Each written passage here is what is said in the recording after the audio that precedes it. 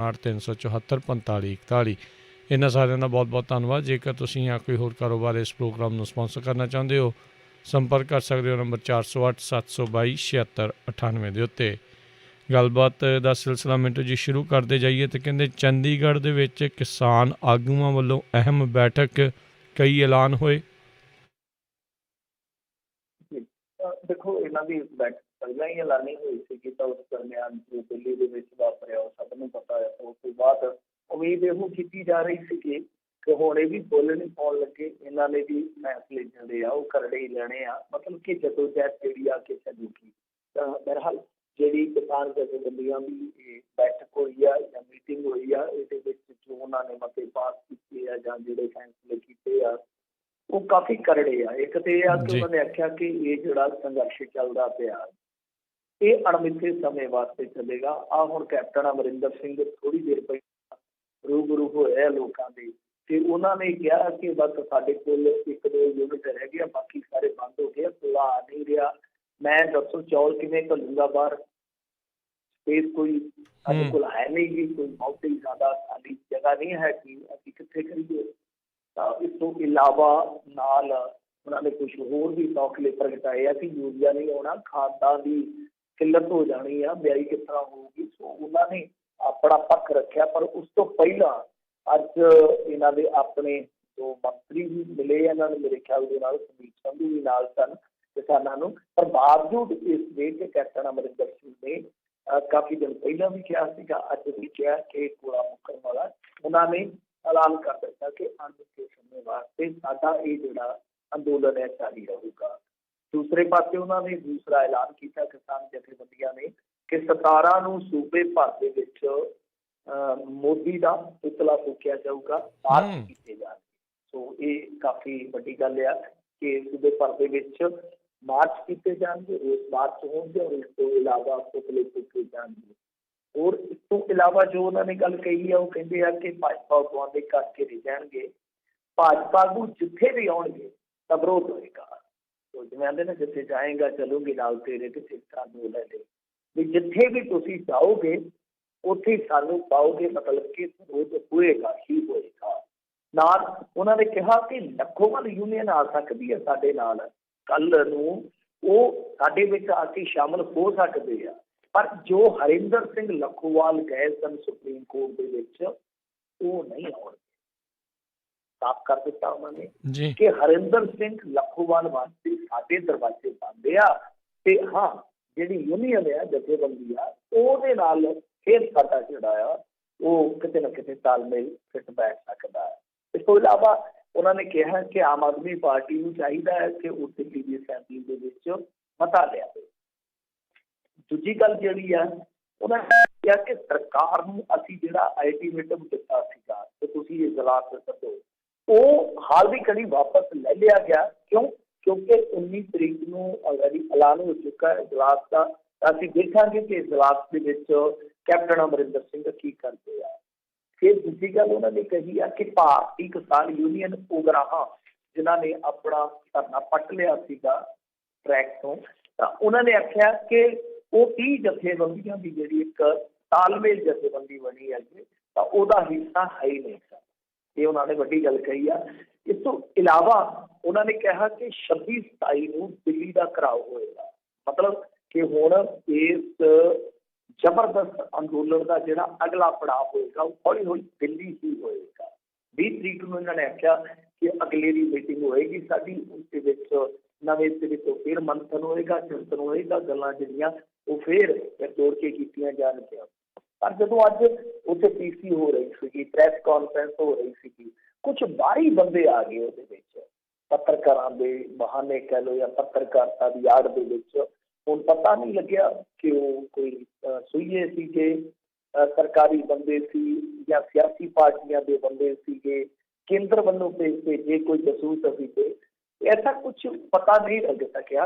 पर उत्ते हंगामा होया, जबरदस्त हंगामा होया। उसके बाद इन्होंने कट दिते उसके बाद, पर वो बंदे आए किस तरह एक हल की घड़ी बुझा रही है।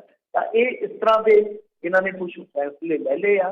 तो आने वाले दिनों के विच ये जिहड़ी किसान जदोजहद चल रही है, किसान संघर्ष जिहड़ा चल रहा है, ये रेल दियां लीहां ते भी चलेगा, ये सड़क ते भी चलेगा, ये भारतीय जनता पार्टी के ਜਿਹੜੇ आगू आ उन्हां दे घरां दे अगे भी चलूगा, मतलब कि लम्मा ही चलूगा। क्योंकि इन्हों ने कह ही दिता भारतीय जनता पार्टी वालिया ने, जे तुम अज भी देखोगे अंग्रेजी अखबार के इन्हों की स्टेटमेंट छपी है, कहते हैं कि कुछ नक्सली वड़ गए इन्हों कांग्रेस फंडिंग कर रही है। तो एक पासे तुम गलबात सदा देने हो, दूसरे पासे इस तरह दी गल्लां करते हो, कदे कहते हो कि मेधा पाटेकर आई आ कि इतने अर्बन नक्सलाइट लोग जोड़े आ वो शामिल हो गए आ। तो जदों तुहाडी इहो जी करड़ी बयानबाजी है तो इहदा अर्थ इहो ही आ कि भारतीय जनता पार्टी इस अंदोलन को किसी होर पक्ष तो विखाण का यतन कर रही है, अपने भाईचारे को, अपने देश को वो किसी होर पक्ष तो विखाण का यतन कर रही है। तो हुण उहदा तोड़ की लभ्या जाता है, सिर्फ विरोध का झंडा है, कोई रणनीतिक फैसला होर भी बदलिया जाता है, इसका इंतजार रहेगा। इसका देखना होगा कि किस तरह का प्रतिकरण जोड़े है किसान जथेबंदियां ने बहुत वर दिंदे।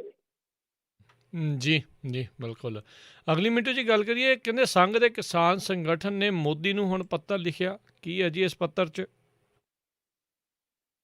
हाँ जी, इन्होंने यदि मुखालफत यही की है, मतलब कि जो बिल आया वा यदि मुखालफत की है, किसान संघ ने पत्र लिखा और जो किसानों दी मंगां ने उन्होंने इनू वाजब ठहराया। काफी लंबा चौड़ा पत्र है जी ते इहदे विच उन्होंने जिहड़ियां गल्लां लिखियां, उन्होंने एक तो यही लिखिया कि सारे प्रकार की जिहड़ी खरीद आ, मतलब कि हरेक फसल से जिहड़ी खरीद आ वो MSP पे ही होवे, उसका प्रबंध है जिहड़ा किया जाए।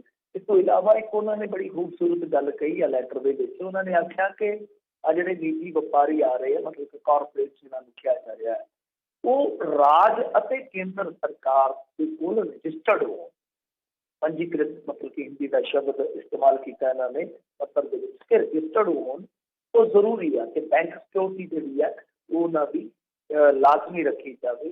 ते एक सारी सरकारी पोर्टल वैबसाइट पे ये सब कुछ उपलब्ध होना चाहिए, मुहैया होना चाहिए।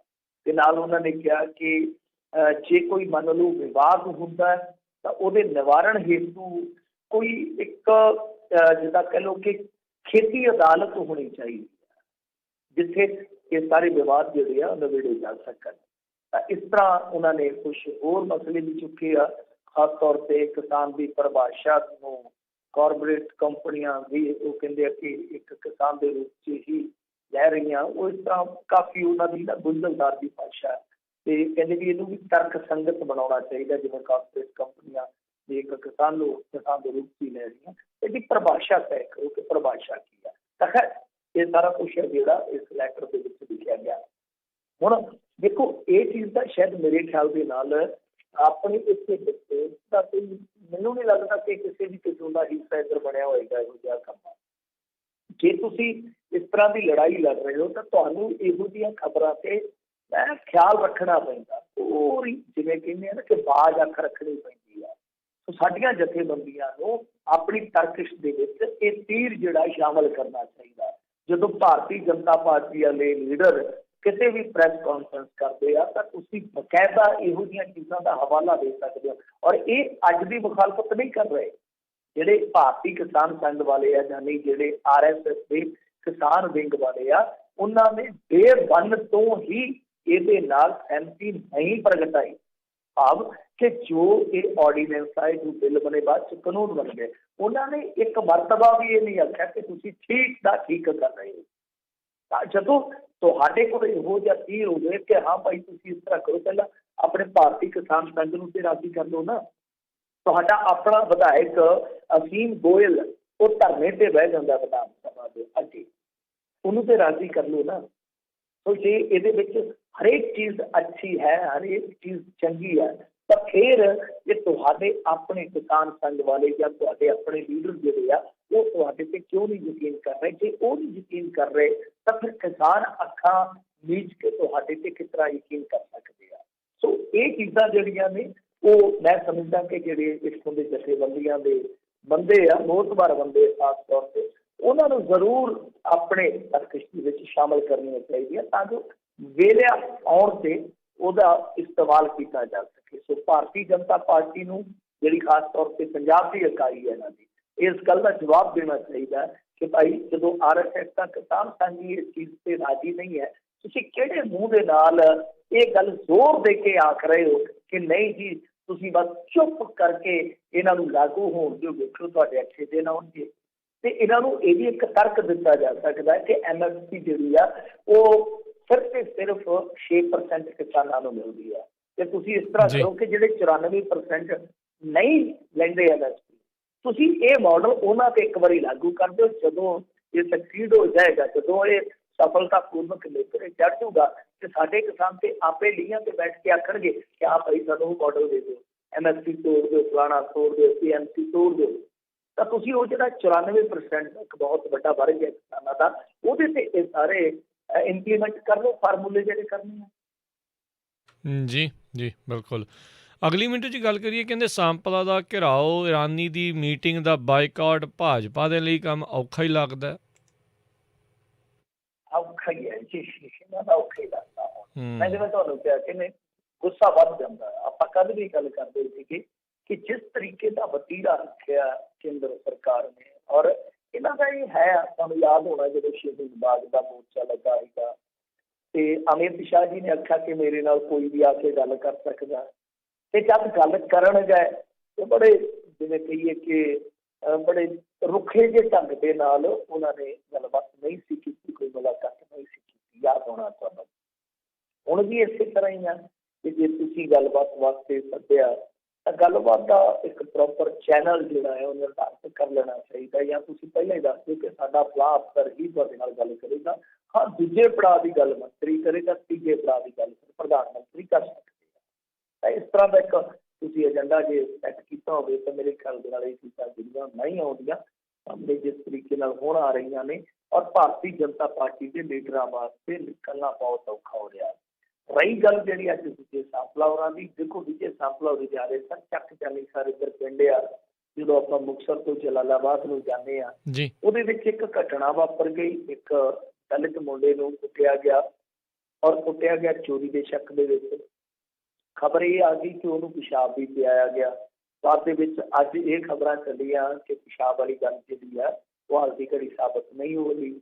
ਚਲੋ ਉਹ ਕੁੱਟਮਾਰ ਦੀਆਂ ਜਦੋਂ ਖਬਰਾਂ ਚੱਲੀਆਂ, ਉਸ ਤੋਂ ਬਾਅਦ ਵਿਜੇ ਸਾਂਪਲਾ ਤੇ ਉਹਨਾਂ ਦੇ ਸਮਰਥਕ ਜਿਹੜੇ ਆ ਉਹ ਇੱਧਰ ਵੀ ਜਾ ਰਹੇ ਸੀਗੇ, ਉਸ ਪਿੰਡ ਨੂੰ ਜਾ ਰਹੇ ਸੀ, ਘਟਨਾ ਵਾਲੀ ਥਾਂ ਤੇ ਜਾ ਰਹੇ ਸੀ। ਤੇ ਮਹਾਂਬੱਦਰ ਪਿੰਡ ਆ, ਸਿੰਗਰ ਗੁਰਿੰਦਰ ਬਰਾੜ ਦਾ ਜਿਹੜਾ ਪਿੰਡ ਆ ਉਹ ਮਹਾਂਬੱਦਰ ਹੀ ਆ।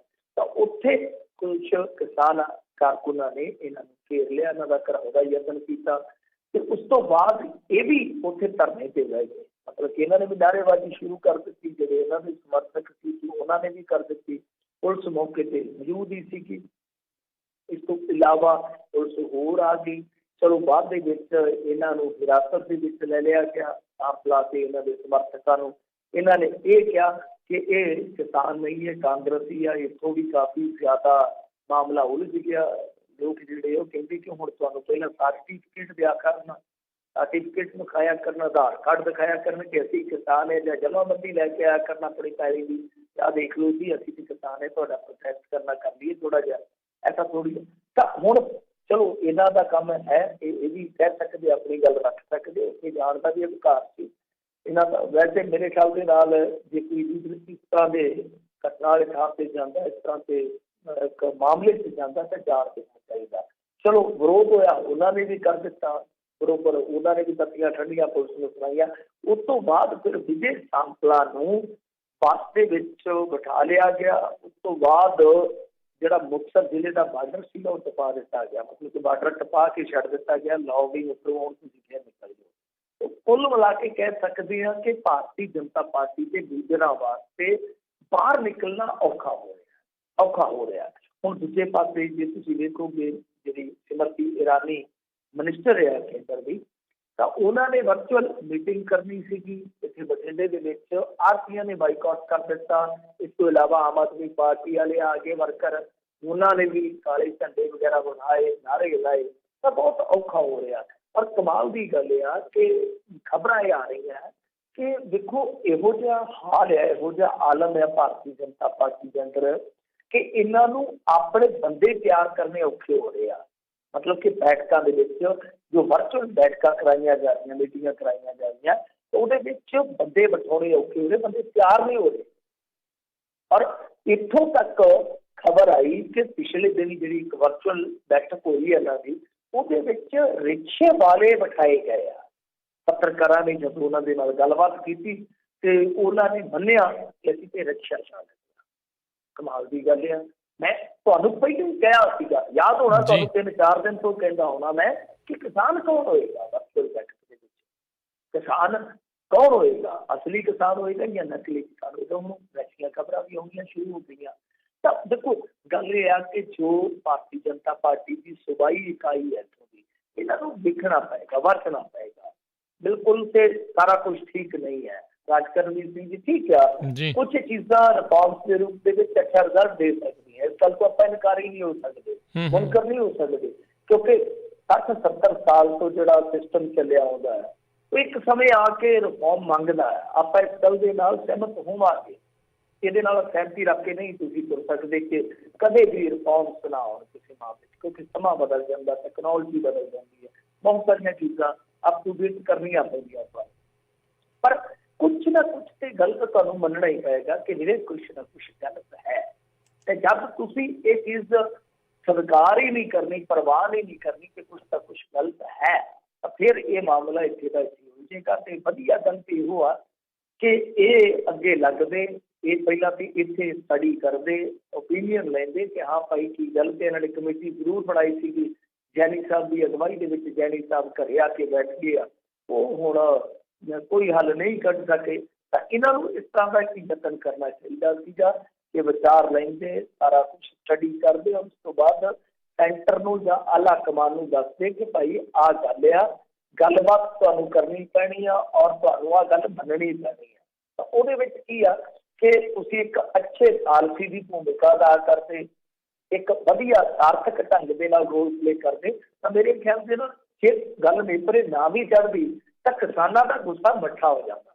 ਤੁਸੀਂ ਤੇ ਲਿਆ ਕੇ ਵਰਚੁਅਲ ਬੈਠਕਾਂ ਕਰਾ ਰਹੇ ਹੋ, ਤੁਸੀਂ ਤੇ ਗੱਲਾਂ ਕਰ ਰਹੇ ਹੋ ਅਰਬਨ ਨਕਸਲਾਈਟ ਦੀਆਂ, ਕਾਂਗਰਸ ਫੰਡਿੰਗ ਕਰਦੀ ਆ, ਉਹਨਾਂ ਨੂੰ ਲੰਗਰ ਪਹੁੰਚਾਉਂਦੀ ਆ, ਤਾਂ ਫਿਰ ਤੁਹਾਡਾ ਵਿਰੋਧ ਤੇ ਹੋਣਾ ਹੀ ਹੋਣਾ। ਸੋ ਜੇ ਤੁਸੀਂ ਸਹੀ ਭੂਮਿਕਾ 'ਚ ਆ ਕੇ ਸਾਰਾ ਕੁਝ ਸਹੀ ਆਪਣੇ ਪੱਧਰ ਤੋਂ, ਆਪਣੇ ਪੱਖ ਤੋਂ ਕਰ ਦਿੰਦੇ, ਤਾਂ ਮੈਨੂੰ ਲੱਗਦਾ ਕਿ ਇੰਨਾ ਗੁੱਸਾ ਇਹਨਾਂ ਪ੍ਰਤੀ ਨਹੀਂ ਸੀ ਹੋਣਾ, ਭਾਰਤੀ ਜਨਤਾ ਪਾਰਟੀ ਦੀ ਤੁਹਾਡੀ ਲੋਕਲ ਲੀਡਰਸ਼ਿਪ ਪ੍ਰਤੀ ਨਹੀਂ ਸੀ ਹੋਣਾ ਜਿੰਨਾ ਇਸ ਟਾਈਮ ਹੋ ਗਿਆ। ਜੀ ਜੀ ਬਿਲਕੁਲ। ਅਗਲੀ ਮਿੰਟੂ ਜੀ ਗੱਲ ਕਰੀਏ ਤਾਂ ਕਹਿੰਦੇ ਅੰਦੋਲਨ ਕਰ ਰਹੇ ਬਜ਼ੁਰਗ ਕਿਸਾਨ ਦੀ ਹੋਈ ਮੌਤ, ਉਧਰ ਹਰਿਆਣੇ ਵਿੱਚ ਵੀ ਟਰੈਕਟਰ ਰੈਲੀ ਦੇ ਵਿੱਚ ਕਿਸਾਨ ਦੀ ਮੌਤ। ਜੀ ਇਹ 8ਵੀਂ ਮੌਤ ਹੈ ਆਪਣੇ ਇੱਥੇ ਜੋ ਸੰਘਰਸ਼ ਚੱਲ ਰਿਹਾ ਉਹਦੇ ਵਿੱਚ, ਇਹ 8ਵੀਂ ਮੌਤ ਆ, ਨੋਟ ਕਰ ਲਿਓ। 6 ਪਹਿਲਾਂ ਹੋ ਚੁੱਕੀਆਂ ਸੀਗੀਆਂ, ਇੱਕ ਕੋਈ ਜਰਾ ਸੇਵਾ ਕਰਦਾ ਸੀਗਾ, ਸ਼ਾਇਦ ਬਰਗਾੜੀ ਏਰੀਏ ਦਾ ਸੀਗਾ, ਉਹਦੀ ਮੌਤ ਹੋ ਗਈ ਦਿਲ ਦਾ ਦੌਰਾ ਪੈਣ ਕਰਕੇ, ਕਿਉਂਕਿ ਉਹ ਵਿਅਕਤੀ ਜਿਹੜਾ ਸੀ ਬਹੁਤ ਅੱਛਾ ਇਨਸਾਨ ਸੀ, ਪਿੰਡਾਂ ਦੇ ਵਿੱਚ ਜਾ ਕੇ ਅਨਾਊਂਸਮੈਂਟ ਕਰਦਾ ਸੀ, ਸਾਈਕਲ ਤੇ ਜਾ ਕੇ ਦਿਲ ਦਾ ਦੌਰਾ ਪਿਆ ਤੇ ਉਹ ਝੋਲੇ 'ਚ ਡਿੱਗ ਗਿਆ, ਉੱਥੇ ਮੌਤ ਹੋ ਗਈ। ਤੇ ਅੱਜ ਇਹ ਬਜ਼ੁਰਗ ਹੈ ਜਿਹੜਾ, ਇਹਦੀ ਵੀ ਮੌਤ ਹੋ ਗਈ। ਇਹ ਜਿਹੜੀ ਮੌਤ ਹੋਈ ਆ ਇਹ 8ਵੀਂ ਮੌਤ ਹੈ, ਸੰਗਰੂਰ ਜ਼ਿਲ੍ਹੇ ਦੇ ਵਿੱਚ ਹੋਈ ਆ। ਤਾਂ ਖੈਰ ਹੁਣ ਦੇਖੋ ਦੂਜੇ ਪਾਸੇ ਜਿਹੜੀ ਗੱਲ ਅੱਜ ਵਾਪਰੀ ਉਹ ਹਰਿਆਣੇ ਦੇ ਵਿੱਚ ਵਾਪਰੀ ਆ ਕਿ ਟਰੈਕਟਰ ਰੈਲੀ ਦੇ ਦਰਮਿਆਨ ਇੱਕ ਐਸਾ ਵਿਵਾਦ ਛਿੜਿਆ ਕਿ ਇੱਕ ਬਜ਼ੁਰਗ ਦੀ ਮੌਤ ਹੋ ਗਈ। ਬਜ਼ੁਰਗ ਚੱਲ ਭਾਰਤੀ ਜਨਤਾ ਪਾਰਟੀ ਨਾਲ ਤਾਲੁਕ ਰੱਖੇ, ਚਾਹੇ ਉਹ ਕਿਸਾਨ ਵਰਗ ਦੇ ਨਾਲ ਰੱਖੇ, ਕਿਸੇ ਦੇ ਨਾਲ ਵੀ ਰੱਖੇ, ਤਾਂ ਮੌਤ ਹੀ ਆ। ਹੋਇਆ ਕੀ ਆ ਕਿ ਜਦੋਂ ਇਹ ਰੈਲੀ ਕੱਢੀ ਜਾ ਰਹੀ ਸੀਗੀ, ਹੁਣ ਇਹਨਾਂ ਦਾ ਦੋਸ਼ ਆ ਕਿ ਕਾਂਗਰਸੀ ਕਾਰਕੁਨ ਇਹ ਤੇ ਨਾਂ ਵੀ ਲੈਂਦੇ ਆ ਕਿ ਜਦੂਨੀ ਧੜੇ ਦਾ ਇਹ ਕੰਮ ਆ, ਤੇ ਉਹਨਾਂ ਨੇ ਮਤਲਬ ਕਿ ਰੋਕ ਕੇ ਪੱਥਰ ਤੇ ਖੰਭੇ ਸੁੱਟਣੇ ਸ਼ੁਰੂ ਕਰ ਦਿੱਤੇ। ਤੇ ਫਿਰ ਇਸ ਟਰੈਕਟਰ ਤੇ ਜਿਹਦੇ ਤੇ ਮ੍ਰਿਤਕ ਸੀਗਾ ਸਵਾਰ, ਉਹਦੇ ਤੇ ਬਹੁਤ ਸਾਰੇ ਚੜ ਗਏ ਤੇ ਧੱਕਾ ਮੁੱਕੀ ਹੋਈ। ਮਤਲਬ ਕਿ ਬਜ਼ੁਰਗ ਸੀਗਾ, ਉਹ ਇਸ ਹੱਲੇ ਨੂੰ, ਇਸ ਹਮਲੇ ਨੂੰ ਬਰਦਾਸ਼ਤ ਨਹੀਂ ਕਰ ਸਕਿਆ ਕਿ ਉਹਦੀ ਮੌਤ ਹੋ ਗਈ ਆ। ਤੇ ਇਸ ਤੋਂ ਬਾਅਦ ਉੱਥੋਂ ਦੀ ਪੁਲਿਸ ਨੇ IPC ਧਾਰਾ 302, 341, 4849 ਅਤੇ 120 ਦੇ ਤਹਿਤ ਮਾਮਲਾ ਵੀ ਦਰਜ ਕਰ ਲਿਆ। ਮਤਲਬ ਕਿ ਉੱਥੇ ਵੀ ਹੁਣ ਤੁਸੀਂ ਦੇਖੋ ਕਿ ਇੱਕ ਬਜ਼ੁਰਗ ਦੀ ਮੌਤ ਹੋਈ, ਜਿਹੜੀ ਕਿ ਬਹੁਤ, ਮੈਂ ਕਹੂੰਗਾ ਕਿ ਮੰਦਭਾਗੀ ਗੱਲ ਆ। ਤਾਂ ਦੂਸਰੇ ਪਾਸੇ ਕੇਸ ਜਿਹੜਾ ਉਹ ਕਾਂਗਰਸੀਆਂ ਤੇ ਹੀ ਰਜਿਸਟਰਡ ਕਰਵਾਇਆ ਗਿਆ ਹੈ। ਤੇ ਹੁਣ ਪਤਾ ਨਹੀਂ ਹੈ ਕਿ ਵਾਕਿਆ ਹੀ ਉਹਨਾਂ ਨੇ ਇਹ ਕਾਰਸਤਾਨੀ ਕੀਤੀ ਆ, ਕਿਉਂਕਿ ਦੇਖੋ ਚਲੋ ਪ੍ਰੋਟੈਸਟ ਤੇ ਯਾਰ ਤੁਸੀਂ ਕਰ ਸਕਦੇ ਹੋ, ਸਾਰਿਆਂ ਦਾ ਅਧਿਕਾਰ ਆ, ਪਰ ਪ੍ਰੋਟੈਸਟ ਦੀ ਵੀ ਇੱਕ ਮਰਿਆਦਾ ਹੈ ਨਾ। ਤੁਸੀਂ ਕਿਸੇ ਦੇ ਘਰ ਦਾਖਲ ਹੋ ਕੇ ਸ਼ੀਸ਼ੇ ਤੋੜ ਕੇ ਉਹਨਾਂ ਦੇ ਜਵਾਬ ਕਰਾ ਕੇ ਥੋੜੀ ਪ੍ਰੋਟੈਸਟ ਕਰ ਸਕਦੇ ਹੋ, ਜਾਂ ਤੁਸੀਂ ਕਿਸੇ ਦੇ ਟਰੈਕਟਰ ਤੇ ਚੜ੍ਹ ਕੇ ਕੋਈ ਧੱਕਾ ਮੁੱਕੀ ਕਰਕੇ ਥੋੜੀ ਕਰ ਸਕਦੇ ਹੋ। ਹਾਂ, ਕੋਈ ਜਾਈ ਜਾਂਦਾ ਹੈ, ਟਰੈਕਟਰ ਰੈਲੀ ਹੈ, ਤਾਂ ਤੁਸੀਂ ਸੜਕ ਦੇ ਕਿਨਾਰੇ ਤੇ ਖੜ ਕੇ ਕਾਲੇ ਝੰਡੇ ਦਿਖਾ ਸਕਦੇ ਹੋ। ਜਿਸ ਤਰ੍ਹਾਂ ਆਪਣੇ ਪੰਜਾਬ ਦੇ ਵਿੱਚ ਵੇਖਿਆ ਕਿ ਜਦੋਂ ਰਾਹੁਲ ਗਾਂਧੀ ਦਾ ਕਾਫਲਾ ਲੰਘ ਰਿਹਾ ਸੀ, ਕੁਝ ਥਾਵਾਂ ਤੇ ਵਿਰੋਧ ਹੋਇਆ। ਅਕਾਲੀਆਂ ਦਾ ਜਦੋਂ ਕਾਫਲਾ ਲੰਘ ਰਿਹਾ ਸੀਗਾ, ਉਸ ਵੇਲੇ ਵੀ ਵਿਰੋਧ ਹੋਇਆ। ਤਾਂ ਇਸ ਤਰ੍ਹਾਂ ਵਿਰੋਧ ਤੁਸੀਂ ਕਰ ਸਕਦੇ ਹੋ। ਜੇ ਇਸ ਤਰ੍ਹਾਂ ਕੀਤਾ ਗਿਆ ਤਾਂ ਮਾੜੀ ਗੱਲ ਆ, ਪਰ ਜੇ ਇਸ ਤਰ੍ਹਾਂ ਨਹੀਂ ਹੋਇਆ, ਭਾਰਤੀ ਜਨਤਾ ਪਾਰਟੀ ਹੁਣ ਇਸ ਬਹਾਨੇ ਕਾਂਗਰਸ ਨੂੰ ਕਿਤੇ ਨਾ ਕਿਤੇ ਨੁਕਸਾਨ ਪਹੁੰਚਾਉਣ ਦੀ ਤਾਕਤ ਦੇ ਵਿੱਚ ਹੈ, ਤਾਂ ਇਹ ਵੀ ਗਲਤ ਆ। ਤੇ ਜੋ ਕਿਸਾਨ ਮਾਰਿਆ ਗਿਆ, ਚਾਹੇ ਕਿਸੇ ਪਾਸਿਓਂ ਵੀ ਆਇਆ ਹੋਵੇ, ਉਹਦਾ ਨਿਆਂ ਤੇ ਹੋਣਾ ਹੀ ਚਾਹੀਦਾ, ਉਹਨੂੰ ਮੁਆਵਜ਼ਾ ਵਗੈਰਾ ਵੀ ਉਹਦੇ ਪਰਿਵਾਰ ਨੂੰ ਮਿਲਣਾ ਚਾਹੀਦਾ। ਪਰ ਅਸਲ ਦੇ ਵਿੱਚ ਦੋਹਾਂ ਪਾਸਿਆਂ ਤੋਂ ਜਿਹੜਾ ਵੀ ਪੱਖ ਕੋਈ ਗਲਤ ਆ ਤਾਂ ਬਹੁਤ ਮਾੜੀ ਗੱਲ ਆ, ਮੰਦਭਾਗੀ ਗੱਲ ਹੈ। ਮੌਤਾਂ ਜਿਹੜੀਆਂ ਹੋ ਰਹੀਆਂ, ਇਹਨਾਂ ਦਾ ਵੀ ਨੋਟਿਸ ਲੈਣਾ ਚਾਹੀਦਾ ਕੇਂਦਰ ਸਰਕਾਰ ਨੂੰ ਕਿ ਕਿੰਨੇ ਬੰਦੇ ਹੋਰ ਮਰਵਾਓਗੇ। ਕਦੇ ਨੋਟਬੰਦੀ 'ਚ ਮਰਵਾ ਦਿੰਦੇ ਹੋ, ਕਦੇ ਇਸ ਤਰ੍ਹਾਂ ਦੇ ਆਰਡੀਨੈਂਸ ਲਿਆ ਕੇ ਮਰਵਾ ਦਿੰਦੇ ਹੋ, ਕਦੇ ਤੁਸੀਂ ਲਾਕਡਾਊਨ ਲਾ ਕੇ ਮਰਵਾ ਦਿੰਦੇ ਹੋ। ਉਹਦਾ ਚੋਂ ਨਿਕਲਦਾ ਕੱਖ ਨਹੀਂ ਹੈ। ਤਾਂ ਕਿਤੇ ਇਹ ਨਾ ਹੋਵੇ ਕਿ ਮੁੜ ਕੇ ਸਾਰਾ ਕੁਝ ਤੁਸੀਂ ਕਰਨ ਲਈ ਰਾਜ਼ੀ ਵੀ ਹੋ ਜਾਵੋ, ਪਰ ਆਹ ਜਿਹੜੀਆਂ ਜਾਨਾਂ ਚਲੇ ਗਈਆਂ, ਇਹਨਾਂ ਦੀ ਕੋਈ ਵੀ ਮੁੜ ਕੇ ਬਾਅਦ ਦੇ ਵਿੱਚ ਜ਼ਿੰਮੇਵਾਰੀ ਨਾ ਉੱਠੇ ਕਿ ਇਹ ਕਿਹਨਾਂ ਦੀ ਵਜ੍ਹਾ ਨਾਲ ਮਰ ਗਏ। ਬਿਲਕੁਲ ਬਿਲਕੁਲ ਜੀ। ਅਗਲੀ ਮਿੰਟ 'ਚ ਗੱਲ ਕਰੀਏ, ਕਹਿੰਦੇ ਸਿੱਖਿਆ ਵਿਭਾਗ ਦੇ ਵੱਲੋਂ 19 ਅਕਤੂਬਰ ਤੋਂ ਸਕੂਲ ਖੋਲ੍ਹਣ ਦੇ ਹੁਕਮ ਜਾਰੀ। ਹਾਂਜੀ, ਹਾਂ ਨਾ ਕਰਦੇ ਕਰਦੇ ਹੁਣ ਇਹ ਕਹਿੰਦੇ ਆ ਕਿ 19 ਅਕਤੂਬਰ ਮਤਲਬ ਕਿ ਸੋਮਵਾਰ ਤੋਂ ਸਕੂਲ ਜਿਹੜੇ ਆ ਉਹ ਖੋਲ੍ਹੇ ਜਾਊਗੇ। ਪਹਿਲਾਂ ਵੀ ਇੱਕ ਦੋ ਵਾਰੀ ਇਸ ਤਰ੍ਹਾਂ ਦਾ ਹੋਇਆ। ਇਹਨਾਂ ਨੇ ਕਿਹਾ ਸੀ 15 ਤਰੀਕ ਤੋਂ ਅਸੀਂ ਸਕੂਲ ਖੋਲਾਂਗੇ, ਫਿਰ ਹੁਕਮ ਵਾਪਸ ਲੈ ਲਏ, ਫਿਰ ਕਹਿੰਦੇ ਖੋਲਾਂਗੇ, ਫਿਰ ਵਿਚਿੱਤੀ ਜੀ ਪੈਦਾ ਕਰ ਦਿੱਤੀ ਮਾਪਿਆਂ ਦੇ ਜ਼ਹਿਨ ਦੇ ਵਿੱਚ ਵੀ, ਤੇ ਹੁਣ ਕਹਿੰਦੇ ਕਿ ਅਸੀਂ ਅੱਗੇ ਖੋਲਾਂਗੇ। ਪਰ ਇਹ ਸਕੂਲ ਜਿਹੜੇ ਆ 9ਵੀਂ ਤੋਂ 12ਵੀਂ ਕਲਾਸ ਵਾਲਿਆਂ ਦੇ ਬੱਚਿਆਂ ਵਾਸਤੇ ਹੀ ਖੁੱਲਣਗੇ। ਔਰ ਨਾਲ ਇਹ ਹੋਏਗਾ ਕਿ ਤੁਸੀਂ ਲਿਖਤ 'ਚ ਜਿੰਨਾ ਚਿਰ ਨਹੀਂ ਦਿੰਦੇ, ਮਤਲਬ ਕਿ ਮਾਪੇ ਜਿੰਨਾ ਚਿਰ ਲਿਖਤ 'ਚ ਨਹੀਂ ਦਿੰਦੇ, ਤੁਹਾਡਾ ਬੱਚਾ ਸਕੂਲ 'ਚ ਨਹੀਂ ਜਾਏਗਾ। ਔਰ ਇੱਕ ਨਿਯਮਾਵਲੀ ਬਣਾ ਦਿੱਤੀ ਗਈ ਆ, 20 ਤੋਂ ਵੱਧ ਇੱਕ ਕਲਾਸ ਦੇ ਵਿੱਚ ਸਟੂਡੈਂਟ ਨਹੀਂ ਹੋਊਗੇ। ਸੈਨੀਟਾਈਜੇਸ਼ਨ ਜੋ ਹੁੰਦੀ ਆ ਕਲਾਸ 'ਚ ਉਹ ਤੇ ਹੋਏਗੀ। ਇਸ ਤੋਂ ਇਲਾਵਾ ਇੱਕ ਬੈਂਚ ਤੇ ਇੱਕ ਬੱਚਾ ਬੈਠੇਗਾ। ਜੇ 20 ਤੋਂ ਵਧੇਰੇ ਆ ਤਾਂ 2 ਸ਼ਿਫਟਾਂ 3-3 ਘੰਟੇ ਦੀਆਂ ਜਿਹੜੀਆਂ ਲਗਾਈਆਂ ਜਾਣਗੀਆਂ। ਤਾਂ ਇਸ ਤਰ੍ਹਾਂ ਦੀ ਇੱਕ ਨਿਯਮਾਵਲੀ ਤਿਆਰ ਕਰ ਦਿੱਤੀ ਗਈ ਆ। ਪਰ ਕਮਾਲ ਦੀ ਗੱਲ ਇਹ ਹੈ ਕਿ ਰਾਮਲੀਲਾ ਵਾਸਤੇ ਖੁੱਲ੍ਹ ਦਿੱਤੀ ਗਈ ਆ ਕੁਝ ਸ਼ਰਤਾਂ ਦੇ ਤਹਿਤ, ਪਰ ਸਕੂਲ ਪੂਰੀ ਤਰ੍ਹਾਂ ਨਹੀਂ ਖੁੱਲ੍ਹ ਰਹੇ। ਉਧਰ ਦੂਜੇ ਪਾਸੇ ਕਹਿੰਦੇ ਸੀਗੇ ਕਿ ਸਿਨੇਮੇ ਖੋਲਾਂਗੇ, ਅਸੀਂ ਸਿਨੇਮਾ ਖੋਲ ਕੇ ਤੇ ਮਨੋਰੰਜਨ ਜਿਹੜਾ ਲੋਕਾਂ ਦਾ ਭਰਪੂਰ ਕਰ ਦਿਆਂਗੇ। ਪਰ ਉਹ ਵੀ ਇਹਨਾਂ ਨੇ ਫੈਸਲਾ ਜਿਹੜਾ ਬਦਲ ਦਿੱਤਾ। ਸਿਨੇਮਾ ਨਹੀਂ ਖੁੱਲ ਰਿਹਾ। ਇਸ ਤੋਂ ਇਲਾਵਾ ਜੋ ਮਨੋਰੰਜਨ ਪਾਰਕ ਹੁੰਦੇ ਆ ਉਹ ਵੀ ਇਹਨਾਂ ਨੇ ਹਾਲ ਦੀ ਘੜੀ ਬੰਦ ਰੱਖਣ ਦਾ ਹੀ ਹੁਕਮ ਕਰ ਦਿੱਤਾ। ਪਰ ਮੈਂ ਸਮਝਦਾ ਕਿ ਜਦੋਂ ਤੁਸੀਂ ਐਡੀਆਂ ਵੱਡੀਆਂ ਰੈਲੀਆਂ ਕੱਢੀ ਫਿਰਦੇ ਹੋ, ਸਾਰਾ ਕੁਛ ਕਰੀ ਫਿਰਦੇ ਹੋ, ਜਿਹੜੇ ਇਸ ਤਰ੍ਹਾਂ ਦੇ ਹੈਗੇ ਆ ਕਾਰੋਬਾਰ ਹੈਗੇ ਆ, ਉਹਨਾਂ ਨੂੰ ਖੋਲ੍ਹਣ ਬਾਰੇ ਵੀ ਤੁਹਾਨੂੰ ਸੋਚਣਾ ਚਾਹੀਦਾ। ਕਿੰਨੀ ਕੁ ਦੇਰ ਤੱਕ ਬੰਦ ਕਰੋਗੇ, ਕਿਉਂਕਿ ਉਹਨਾਂ ਦੇ ਨਾਲ ਬਹੁਤ ਲੋਕਾਂ ਦਾ ਰੁਜ਼ਗਾਰ ਜੁੜਿਆ, ਉਹਨਾਂ ਦੀ ਵੀ ਮਾਇਕਤਾ ਬਹੁਤ ਜ਼ਿਆਦਾ ਪ੍ਰਭਾਵਿਤ ਹੋ ਰਹੀ ਹੈ। ਜੀ ਜੀ। ਅਗਲੀ ਮਿੰਟ 'ਚ ਗੱਲ ਕਰੀਏ, ਕਹਿੰਦੇ TRP ਵਿਵਾਦ ਦੇ ਵਿੱਚ 12 ਹਫ਼ਤਿਆਂ ਦੇ ਲਈ ਰੋਕੀ ਜਾਵੇਗੀ ਨਿਊਜ਼ ਚੈਨਲਾਂ ਦੀ ਹਫ਼ਤਾਵਾਰ ਰੇਟਿੰਗ। ਬਿਲਕੁਲ, TRP ਦਾ ਫੰਡਾ ਤੇ ਤੁਸੀਂ ਸਮਝ ਹੀ ਗਏ ਹੋਵੋਗੇ ਜੀ। ਕਿ ਬਹੁਤ ਜ਼ਿਆਦਾ ਇਸ ਵੇਲੇ ਵਿਵਾਦਤ ਹੈ। TRP ਦੀ ਖੇਡ ਦੇ ਵਿੱਚ ਕੁਝ ਚੈਨਲ ਜਿਹੜੇ ਫਸ ਗਏ, ਹੁਣ ਇੱਕ ਦੂਜੇ ਤੇ ਸੁੱਟ ਰਹੇ ਆ ਕਿ ਇਹ ਗੰਦਾ ਤੇ ਇਹ ਗੰਦਾ। ਜਿਵੇਂ ਰਾਜਨੀਤਿਕ ਲੋਕ ਨਹੀਂ ਕਹਿੰਦੇ ਹੁੰਦੇ ਕਿ ਇਹ ਚੋਰ ਵੱਡਾ ਹੈ, ਉਹ ਚੋਰ ਵੱਡਾ ਹੈ, ਤਾਂ ਮੰਨਦੇ ਨਹੀਂ ਹੈ ਕਿ ਮੈਂ ਵੀ ਚੋਰ ਆ ਸਿੱਧੇ ਰੂਪ ਦੇ ਵਿੱਚ। ਤਾਂ ਹੁਣ ਬਲੇਮ ਗੇਮ ਚੱਲ ਰਹੀ ਆ। ਉਹ ਕਹਿੰਦਾ ਚੈਨਲ ਕਿ ਮੈਂ ਫੇਕ ਨਿਊਜ਼ ਦੇ ਵਿਰੁੱਧ ਆ, ਉਹ ਕਹਿੰਦਾ ਮੈਂ ਫੇਕ ਨਿਊਜ਼ ਦੇ ਵਿਰੁੱਧ ਆ। ਪਰ ਅਸਲ ਦੇ ਵਿੱਚ ਇਹ ਤੇ ਜਿਹੜੀ ਕੜੀ ਆ ਬਹੁਤ ਜ਼ਿਆਦਾ ਘੁਲ ਚੁੱਕੀ ਆ, ਸਭ ਨੂੰ ਪਤਾ ਹੀ ਆ ਕਿ TRP ਦੇ ਵਿੱਚ ਸਕੈਮ ਨਿਕਲ ਆਇਆ, ਕਿਉਂਕਿ 30-40 ਹਜ਼ਾਰ ਕਰੋੜ ਦਾ ਬਾਜ਼ਾਰ ਹੈ ਐਡਵਰਟਾਈਜ਼ਮੈਂਟ ਦਾ ਇੰਡੀਆ ਦੇ ਵਿੱਚ। ਉਹਦੇ ਵੱਧ ਤੋਂ ਵੱਧ ਮਲਾਈ ਛਕਣ ਵਾਸਤੇ ਇਹਨਾਂ ਨੇ ਜਿਸ ਤਰ੍ਹਾਂ ਦੀ ਬਸਾਤ ਵਿਛਾਈ ਹੈ, ਸਭ ਨੂੰ ਪਤਾ ਲੱਗ ਗਿਆ। ਤਾਂ ਹਾਲ ਦੀ ਘੜੀ ਖਬਰ ਇਹ ਆ ਰਹੀ ਹੈ ਕਿ ਜੋ ਫਰਜ਼ੀ ਟੈਲੀਵਿਜ਼ਨ ਰੇਟਿੰਗ ਪੁਆਇੰਟ ਵਿੱਚ ਘਪਲਾ ਹੋਇਆ, ਉਸ ਤੋਂ ਬਾਅਦ ਸਾਰੇ ਨਿਊਜ਼ ਚੈਨਲ ਦੀ ਜਿਹੜੀ ਹਫ਼ਤਾਵਾਰ ਰੇਟਿੰਗ ਹੈ ਉਹ 8 ਤੋਂ 12 ਹਫ਼ਤਿਆਂ ਲਈ ਰੋਕੀ ਜਾ ਰਹੀ ਹੈ। ਬ੍ਰੌਡਕਾਸਟ ਆਡੀਅੰਸ ਰਿਸਰਚ ਕਾਉਂਸਲ ਨੇ ਇਹ ਪ੍ਰਪੋਜ਼ਲ ਜਿਹੜਾ ਰੱਖਿਆ, ਜਿਹਨੂੰ ਆਪਾਂ ਬਾਰਕ ਕਹਿ ਦਿੰਦੇ ਆ।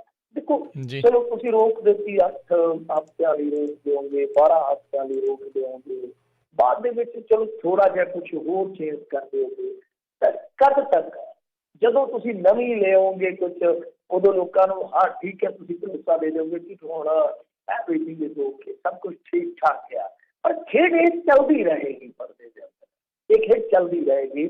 ਮੈਂ ਅਰਨਬ ਗੋਸਵਾਮੀ ਦੀ ਇੱਕ ਇੰਟਰਵਿਊ ਪੜ੍ਹੀ ਸੀਗੀ ਪਿਛਲੇ ਸਾਲ, ਉਦੋਂ ਇਹ ਰੌਲਾ ਨਹੀਂ ਸੀ ਪਿਆ, ਔਰ ਉਸ ਤੋਂ ਪਹਿਲਾਂ ਵੀ ਪਤਾ ਲੱਗ ਗਿਆ ਸੀ, ਸ਼ੱਕ ਜ਼ਾਹਰ ਹੋ ਗਿਆ ਸੀਗਾ ਕਿ ਕਿਤੇ ਨਾ ਕਿਤੇ ਖੇਡ ਖੇਡੀ ਜਾ ਰਹੀ ਆ। ਉਸ ਸਮੇਂ ਇਹਦਾ ਜਿਹੜਾ ਹਿੰਦੀ ਵਾਲਾ ਚੈਨਲ ਸੀਗਾ ਉਹਨੂੰ ਅਜੇ ਚੱਲੇ ਨੂੰ ਕੁਝ ਸਮਾਂ ਹੀ ਹੋਇਆ ਸੀਗਾ, ਤੇ ਉਹ ਇੰਡੀਆ ਟੂਡੇ ਆਜ ਤੱਕ ਜਿਹੜਾ ਕਿ 10 ਸਾਲਾਂ ਤੋਂ ਨੰਬਰ 1 ਤੁਰਿਆ ਹੁੰਦਾ ਸੀਗਾ, ਉਹਦੇ ਬਿਲਕੁਲ ਲਾਗੇ ਸੀਗਾ 10 ਪੁਆਇੰਟਾਂ ਦਾ ਫਰਕ ਸੀ, ਸ਼ਾਇਦ 360 ਜਾਂ 370 ਇਸ ਤਰ੍ਹਾਂ। ਤੇ ਇਹਨੂੰ ਜਦੋਂ ਪੱਤਰਕਾਰ ਨੇ ਪੁੱਛਿਆ ਕਿ ਹਾਂ ਭਾਈ ਤੁਸੀਂ ਬਹੁਤ ਤਰੱਕੀ ਕੀਤੀ, ਉਹਨੇ ਆਖਿਆ ਕਿ ਜਲਦੀ ਹੀ ਅਸੀਂ ਨੰਬਰ 1 ਬਣ ਜਾਣਾ। ਇੰਨਾ ਬੰਦਾ ਕੌਨਫੀਡੈਂਟ ਆ ਕਿ ਉਹ ਕਹਿ ਰਿਹਾ ਕਿ ਬਹੁਤ ਜਲਦੀ ਅਸੀਂ ਇੰਡੀਆ ਟੂਡੇ ਨੂੰ ਪਿੱਛੇ ਛੱਡ ਦੇਵਾਂਗੇ। ਤੇ ਪਿੱਛੇ ਛੱਡ ਵੀ ਕਿਹਾ, ਇਸੇ ਗੱਲ ਦੀ ਹੋਣਾ ਸੀ। ਇੱਥੋਂ ਵੀ ਸ਼ੱਕ ਹੋਇਆ ਕਿ ਕੋਈ ਚੈਨਲ ਕੁਝ ਦਿਨਾਂ ਦੇ ਅੰਦਰ ਹੀ ਇੰਨੇ ਰੇਟਿੰਗਸ ਪੁਆਇੰਟ ਕਿਵੇਂ ਲੈ ਸਕਦਾ। ਸੋ ਇਹ ਆਪਣੇ ਆਪ ਦੇ ਵਿੱਚ ਮੈਂ ਇਹ ਨਹੀਂ ਕਹਿ ਰਿਹਾ ਕਿ ਇੱਕ ਇਕੱਲਾ ਇਹਦਾ ਚੈਨਲ ਹੀ ਆ, ਹੋਰ ਵੀ ਇੰਡੀਆ ਟੂਡੇ ਦਾ ਵੀ ਆਇਆ ਵਿਕਣ FIR ਦੇ ਵਿੱਚ 3-4 ਥਾਵਾਂ ਤੇ ਉਹਦਾ ਨਾਮ ਵੀ ਆ ਜੀ। ਸੋ ਇਹ ਜਿਹੜੇ ਚੈਨਲਸ ਨੇ ਉਹ ਤੇ ਚਲੋ ਗਾਂ ਹੁਣ ਇਨਵੈਸਟੀਗੇਸ਼ਨ ਜਿਹੜੀ ਆ ਉਹ ਚੱਲਣਗੇ, ਫਿਰ ਉਸ ਤੋਂ ਬਾਅਦ ਪਤਾ ਲੱਗੂਗਾ ਕਿ ਹੋਰ ਕਿਹੜੇ ਕਿਹੜੇ ਖਿਡਾਰੀ ਹੈ ਖੇਡ ਦੇ ਵਿੱਚ। ਪਰ ਗੱਲ ਇਹ ਹੈ ਕਿ ਖੇਡ ਇੱਥੇ ਹੀ ਸਮਾਪਤ ਹੋ ਜਾਏਗੀ ਤੇ ਰੁਕ ਜਾਏਗੀ, ਇਹਦੀ ਕੋਈ ਗਰੰਟੀ ਨਹੀਂ ਹੈ। ਤੇ ਦੂਸਰਾ ਆ ਜਾਏਗਾ ਪ੍ਰਾਈਵੇਟ ਕੰਪਨੀਆਂ ਦੇ ਹੱਥ ਹੈ ਸਭ ਕੁਝ। ਹੁਣ ਤੁਸੀਂ ਦੇਖੋ ਨਾ, ਐਡਾ ਵੱਡਾ ਮੁਲਕ ਆ ਤੇ ਉਹਦੇ ਵਿੱਚ 30-40 ਹਜ਼ਾਰ ਮੀਟਰ ਆ TRP ਨਾਪਣ ਦੇ, ਔਰ 30-40 ਹਜ਼ਾਰ ਕਰੋੜ ਰੁਪਈਆ ਉਹਦੇ ਨਾਲ ਜੁੜਿਆ। ਸਮਝ ਗਏ ਨਾ ਤੁਸੀਂ ਗੇਮ। ਤੇ ਉਹਦੇ ਵਿੱਚ ਮੇਰੇ ਖਿਆਲ ਦੇ ਨਾਲ ਚੌਥਾ ਹਿੱਸਾ ਮੀਟਰਾਂ ਦਾ ਤਾਂ ਬੰਬਈ ਜਾਂ ਬੰਗਲੌਰ ਵਰਗੇ ਸ਼ਹਿਰ ਇਹਨਾਂ ਦੇ ਵਿੱਚ ਹੋਊਗਾ। ਸੋ ਇਸ ਕਰਕੇ ਇਹ ਜਿਹੜਾ ਪੈਟਰਨ ਆ, ਇਹ ਸਮੁੱਚਾ ਪੈਟਰਨ ਹੀ ਇਸ ਵੇਲੇ ਸਵਾਲਾਂ ਦੇ ਘੇਰੇ 'ਚ ਆ, ਸ਼ੱਕ ਦੇ ਘੇਰੇ 'ਚ ਆ। ਮੀਡੀਆ ਦੀ ਖੇਡ ਜਿਹੜੀ ਆ ਮਹਿੰਗੀ ਜ਼ਰੂਰ ਹੋਈ ਆ, ਪਰ ਉਹਨੂੰ ਕੱਢਣ ਵਾਸਤੇ ਯਤਨ ਕੀਤਾ ਜਾ ਰਿਹਾ। ਉਹਨੂੰ ਸਦਾ ਵਾਸਤੇ ਬੰਦ ਕਰਨ ਲਈ ਬਹੁਤ ਕੁਝ ਕਰਨ ਦੀ ਜ਼ਰੂਰਤ ਹੈ। ਜਿਵੇਂ ਤੁਹਾਡੇ US ਦੇ ਵਿੱਚ ਮੇਰੇ ਖਿਆਲ ਦੇ ਨਾਲ ਬ੍ਰੌਡਕਾਸਟਿੰਗ ਤੇ ਬਹੁਤ ਵੱਡਾ ਇੱਕ ਸਕੰਜਾ ਹੈ, ਤੇ ਹੈਗਾ ਪਤਾ ਨਹੀਂ ਕਮਿਸ਼ਨ ਹੈਗਾ ਕੁਛ ਐਸਾ ਵੈਸਾ, UK ਦੇ ਵਿੱਚ ਹੈ, ਬਹੁਤ ਕੁਛ ਹੈ, ਬਹੁਤ ਸਾਰੇ ਮੁਲਕਾਂ ਦੇ ਵਿੱਚ ਹੈ। ਇੱਥੇ ਕੁਛ ਵੀ ਨਹੀਂ ਹੈ। ਇੱਥੇ ਵੱਧ ਤੋਂ ਵੱਧ ਜੇ ਹੈਗਾ ਤਾਂ ਚੈਨਲ ਵਾਲਿਆਂ ਦਾ ਆਪਣਾ ਹੀ ਹੋਗਾ, ਉਹਨਾਂ ਦੀ ਬਣਾਈ ਹੋਈ ਇੱਕ ਐਸੋਸੀਏਸ਼ਨ ਹੈ, ਜੇ ਵੱਧ ਤੋਂ ਵੱਧ ਉੱਥੇ ਚੱਲ ਜਾਂਦਾ ਵਾ ਤਾਂ ਕੀ ਆ ਕਿ ਕੋਈ ਆਪਣੇ ਵਿਰੁੱਧ ਕਾਰਵਾਈ ਕਿਵੇਂ ਕਰ ਸਕਦਾ। ਇੱਥੇ ਇੱਕ ਸਕੰਜਾ ਬਿਠਾਉਣਾ ਪਊਗਾ ਤੁਹਾਨੂੰ, ਆਂਦੇ ਦੇਰ ਸਿਰ ਤੇ ਨਹੀਂ ਕੁੰਡਾ ਤੇ ਹੱਥ ਕਰਦਾ ਹੁੰਦਾ। ਜਦ ਤੱਕ ਕੋਈ ਤੁਸੀਂ ਉਹੋ ਜਿਹਾ ਕੰਮ ਨਹੀਂ ਕਰਦੇ ਤਦ ਤੱਕ ਇਸੇ ਤਰ੍ਹਾਂ ਹੀ ਚੱਲੂਗਾ। ਪਰ ਸਰਕਾਰ ਕਿਉਂ ਕਰੂਗੀ? ਕਿਉਂਕਿ ਸਰਕਾਰ ਤੇ ਖੁਦ ਮੀਡੀਆ ਨੂੰ ਕੰਟਰੋਲਡ ਕਰਕੇ ਆਪਣਾ ਕੰਮ ਸਿੱਧਾ ਕਰ ਰਹੀ ਹੈ। ਜੀ ਜੀ, ਉਹ ਤਾਂ ਤੁਸੀਂ ਕਹਿੰਦੇ ਵੀ ਪੋਲੀਟੀਕਲ ਪਾਰਟੀਆਂ ਨਹੀਂ, ਪਰ ਇਹ ਤਾਂ ਬਿਲਕੁਲ ਅਲਾਈਨ ਹੋ ਕੇ ਜਿਹੜੇ ਅੱਜ ਕੱਲ੍ਹ ਪੋਲੀਟੀਕਲ ਪਾਰਟੀਆਂ ਦੇ ਨਾਲ ਹੀ ਜਿਹੜੇ ਇਹ ਚੈਨਲ ਵਗੈਰਾ ਜਿਹੜੇ ਉਹ ਚੱਲ ਰਹੇ ਹੈਗੇ ਨੇ। ਸੋ ਇਹ ਵੀ ਸਿਆਸਤਦਾਨਾਂ ਤੋਂ ਘੱਟ ਨਹੀਂ ਹੈ ਇਹਨਾਂ ਦਾ ਕੰਮ ਹੈਗਾ। ਅਤੇ ਮਿੰਟੂ ਜੀ ਬਹੁਤ ਬਹੁਤ ਧੰਨਵਾਦ ਕਰਦੇ ਹਾਂ, ਤੁਸੀਂ ਸਾਡੇ ਨਾਲ ਜੁੜੇ, ਇਹਨਾਂ ਖਬਰਾਂ ਬਾਰੇ ਤੁਸੀਂ ਜਾਣਕਾਰੀ ਦਿੱਤੀਆਂ। ਅਗਲੀ ਵਾਰ ਤੱਕ ਲਈ ਬੜੀ ਮਿਹਰਬਾਨੀ, ਪਿਆਰ ਭਰੀ ਸਤਿ ਸ਼੍ਰੀ ਅਕਾਲ ਜੀ। ਅਤੇ ਸੋ ਤੇ ਇੱਥੇ ਸਾਡਾ ਅੱਜ ਦਾ ਪ੍ਰੋਗਰਾਮ ਸਮਾਪਤ ਹੈ। ਮਿਲਦੇ ਹਾਂ ਅਗਲੀ ਵਾਰ ਤੱਕ ਲਈ ਮੇਰੇ ਵੱਲੋਂ ਵੀ ਤੁਹਾਨੂੰ ਸਭ ਨੂੰ ਪਿਆਰ ਭਰੀ ਸਤਿ ਸ਼੍ਰੀ ਅਕਾਲ। ਸੁਣਦੇ ਰਹੋ ਪੰਜਾਬੀ ਰੇਡੀਓ USA।